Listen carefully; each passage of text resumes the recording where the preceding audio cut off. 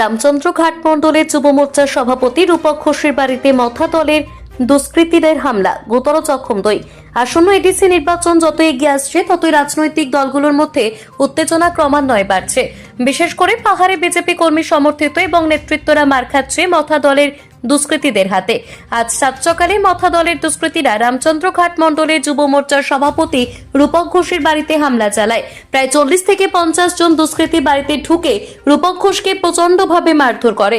দুষ্কৃতীদের মারধরের হাত থেকে রক্ষা পায়নি তার ষাটুর্ধ মা রীনা ঘোষ। রক্তাক্ত অবস্থায় দুজনকে খোয়াই জেলা হাসপাতালে নিয়ে আসে গ্রামের লোকজনেরা। এর মধ্যে রূপক ঘোষের অবস্থা গুরুতর হওয়ায় তাকে সঙ্গে সঙ্গেই জিবি হাসপাতালে পাঠানো হয়। এই ঘটনায় এলাকা জুড়ে ব্যাপক ক্ষোভ ছড়িয়ে পড়ে দলীয় কর্মী সমর্থিতদের মধ্যে। ঘটনার বিষয়ে বিজেপি রামচন্দ্র ঘাট মণ্ডলের সাধারণ সম্পাদক মনোজ দেব জানিয়েছেন, ইতিপূর্বেও এই দুষ্কৃতীরা রামচন্দ্র ঘাট বিধানসভা এলাকায় এক মন্ত্রীর ওপর আক্রমণ সংগঠিত করে বিজেপি দলের একটি বাইক র্যালি অনুষ্ঠিত হওয়ার সময়। তিনি অভিযোগ করেন, পাহাড়ি এলাকায় বিজেপি দল সংগঠন শক্তিশালী করার চেষ্টা করতেই মথা দলের দুষ্কৃতীরা স্থানীয় বিধায়কের মদতে বারবার বাধা দান এবং মারধর ইত্যাদি চালিয়ে যাচ্ছে।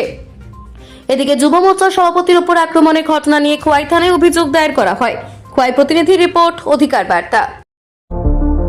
আপনারা দেখছেন অধিকার বার্তা।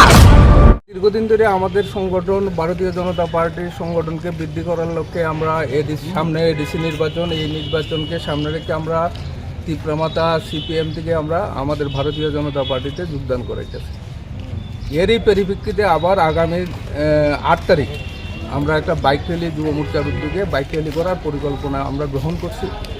আমার যতটুকু আন্দাজ যে ওই বাইক র্যালি যাতে না হয় রামচন্দ্রঘাট বিধানসভাতে, এর আগেও আপনারা জানেন মন্ত্রীর উপর আক্রমণ সংগঠিত হয়েছে। হ্যাঁ, এই বাইক র্যালি যাতে না করা যায় তার লেগেই সম্ভবত আজকের এই তীব্রমাতা মানে যুব মোর্চার সভাপতির উপর আক্রমণ সংগঠিত করছে। কজন আহত হয়েছেন আক্রমণে যুব মোর্চার সভাপতি এবং যুব মোর্চার সভাপতির মা। নাম কি দুজনের? যুব মোর্চার সভাপতি রামচন্দ্রঘাট যুব মোর্চার সভাপতির নাম হইল রূপক ঘোষ, আর ওর মা হইল মীনা ঘোষ। কোন জায়গাতে আক্রমণটা হয়েছে? তার বাড়িতে সকালবেলা 8:30 থেকে 9টার ভিতরে সংঘবদ্ধ হামলা, প্রায় সকালে সেখানে তীব্রমাতার লোকজন সেখানে উপস্থিত। এখন আপনারা কোথায় এসেছেন? আমরা প্রথমে পিএসএ কল করছি, কল করার পরে আমরা এখন থানাতে আনছি ট্রিটমেন্ট করার জন্য হসপিটালে।